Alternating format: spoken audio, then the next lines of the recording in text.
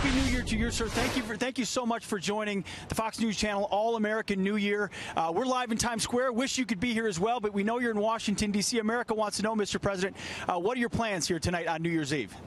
Well, I'm sitting in the White House right now. I'm talking to you, and, it's, I think, moving along well. We need border security. Everybody knows it. We need a lot of people approve that we can't get through the Senate. We can't get them through Chuck Schumer and the group. We have 360 people that want to join the administration, ambassadors and lawyers and lots of other people. We cannot get them approved because I guess you could call it obstruction. If you think about it, it's pure obstruction. And we have a lot of other things, but we have probably done more, Pete, than any administration in its first 2 years in history, according to most.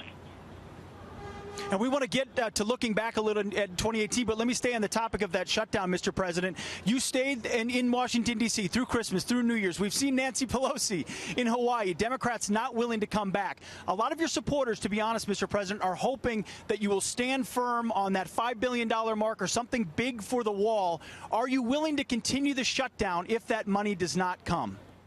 Well, we are. We have no choice. We have to have border security, and a wall is part of border security. You know, I hear so much about the wall is old-fashioned. No, the wall is not old-fashioned. The wall is 100% foolproof. You look at a wheel. Well, I guess they'd say the wheel is old-fashioned, but it's been around for a long time. The wall is the only way to do it. And technology, nobody knows more about technology than me, but technology are just the bells and whistles on the wall. If you don't have the wall, you're going to have people coming in. And my Border Patrol people, they do a fantastic job. But, you know, they need the backup of the wall, and they're the ones that want it more than anybody, Pete. So how far are you willing to go, Mr. President? When do you anticipate talks with Chuck and Nancy, as you say, sir? Well, I assume when they get back. I'm in Washington. I'm ready, willing, and able. I'm in the White House. I'm ready to go. They can come over right now. They could have come over any time. I spent Christmas in the White House. I spent New Year's Eve now in the White House. And, I'm here. I'm ready to go. It's very important. A lot of people are looking to get their paycheck. And so I'm ready to go anytime they want. No, we are not giving up. We have to have border security. And the wall is a big part of border security, the biggest part. Absolutely. Mr. President, another piece of news. Recently, Senator Lindsey Graham emerged from the White House. He had been very critical of your decision to withdraw troops from Syria, but he emerged saying, now I support the president's decision. A lot of people, he's famously more hawkish on American troops and intervention abroad. What was said to him? What did you relay inside the White House that changed the mind of Lindsey Graham? Well, I don't think too much, except that I said I never said that I'm going to rush out. We're going to get out. We're getting out of Syria. We're bringing our young, great troops home after so many years. You know, we were supposed to be in Syria for 3 to 4 months, and that was 4 or 5 years ago. And it's time. We have to bring them home. And we're going to do it in a very good way. And frankly, and you know this better than anybody, Pete, ISIS was all over the place when I took over. It was a total mess in Syria. We've almost eradicated all of them. We think all of them will be gone by the time we get out, but we're heading back, and we're also fighting. You can do two things at once. Plus, as you know, we have other bases in the general area. In particular, we have one in Iraq, and nobody said anything about that. But, you know, we're fighting these endless wars. I campaigned on getting out of the endless wars, and frankly, I've done more than I said, because not only did I and am I able to get out, but I've also won. You look at what I've done. We've really largely eradicated ISIS. Now, that doesn't mean we don't totally finish the job, but that's going to be a very short period of time.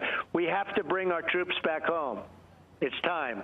Certainly an accomplishment, the destruction of ISIS that has not gotten enough notice, no doubt, Mr. President. I want to transition to domestic politics just a little bit.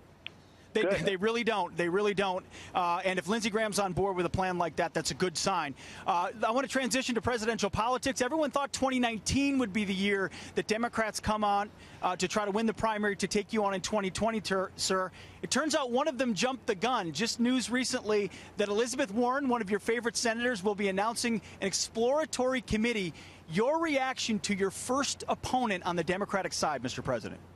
Well, I'm happy about it. I think she'll be wonderful. I hope she maybe gets the nomination. That would be a wonderful thing for me. But the only reason the Democrats, as an example, aren't approving all of these people that want to come into government, and they really do. They want to come in. We really need people. We need lawyers. We need ambassadors. We need all these 360 people that the Democrats want to approve. Or if you look at not approving the wall, where they say walls don't work when they work 100%. I mean, when they're so good, it's because of the 2020 election. They think I'm going to win. I think based on record, I'm going to win also. I think we're going to win big. And they figure by obstructing, they can do this. Elizabeth Warren will be the first. She did very badly in proving that she was of Indian heritage. That didn't work out too well. I think you have more than she does, and maybe I do too, and I have nothing. So, you know, we'll see how she does. I wish her well. I hope she does well. I'd love to run against her. She says she's in the fight all the way, Mr. President. Do you really think she believes she can win? Well, that I don't know. You'd have to ask her psychiatrist. But honestly, I just, you know, I mean, if it's her or somebody else, you know, based on our record, Pete, when you look at what we've done, when you look at the regulation cuts, when you look at the massive tax cuts, when you look at what we've done for the vets and what we've done for the military, you know, with the vets we have choice. And now, as you know better than almost anybody I can speak to, that was phase one of choice. We're going to phase two and then ultimately to phase three. We're doing it in steps. When you look at all of the things we've done for building up our military and all of the things, I don't think, if you go just based on the record, I don't see how anybody wins. We've done a lot. If you look at unemployment, we're at a 50-year low. Absolutely. For African Americans and for Hispanics and for Asians, we're at an all-time historic low, the history of our country low. And I don't know if somebody can do better than that. Good luck, but it just doesn't seem that based on the record, somebody's going to do real well. It's a fair point, Mr. President. And on New Year's Eve, tonight, a lot of our viewers, it's a time for reflection. You look back on 2018, you look forward to 2019. If I could, Mr. President, on a lighter note, your winners and losers from 2018, who were the big winners and who were the big losers in the last year? Well, I think the winners are the American people because we've gotten them tax cuts and we've gotten them jobs like they've never had before. We've taken care of our military. We've rebuilt large portions and very shortly all of our military, which was totally depleted under the previous administration. So I really think that the big winners are the people of this country, the people of our country, and that makes me very happy. The one that has lost, you know, I don't want to really say, but you have certainly a lot of people that wanted to do things that it didn't work out. I think that when you look at some of the candidates that are announcing right now, I think they will end up being the losers. You got a lot of people, 32 people they say it could be with the Democrats. Let's see what happens. But I'm really more interested in the winners, and the winners are the people of the United States. Absolutely, sir. Exit question here. 2019, any resolutions from you, Mr. President, in this new year, or any predictions in the new year, or both? Well, I think we're going to have a great form of wealth. We've created a lot of wealth for our country, and that's very important because that means jobs, it means prosperity, it means we can afford to do what we're doing with the military. We're working on tremendous trade deals where other countries have taken advantage of us so badly. And I mean, I campaigned on all this stuff, and really I'm producing better than I actually said even during the campaign that I would, if you look at what we've done. So I really think we're going to have tremendous success with trade deals. I think we're going to have a tremendously rebuilt military for strength, and hopefully we'll never have to use our military. It will be so strong that we'll never have to use it, and that would be a good thing. Mr. President, I shouldn't say this, but last year my resolution was to tweet more, and it's the first resolution I've actually kept. Do you have any resolutions for 2019, sir? Any resolutions? Just success and prosperity and health for our country. That's all I want. Absolutely.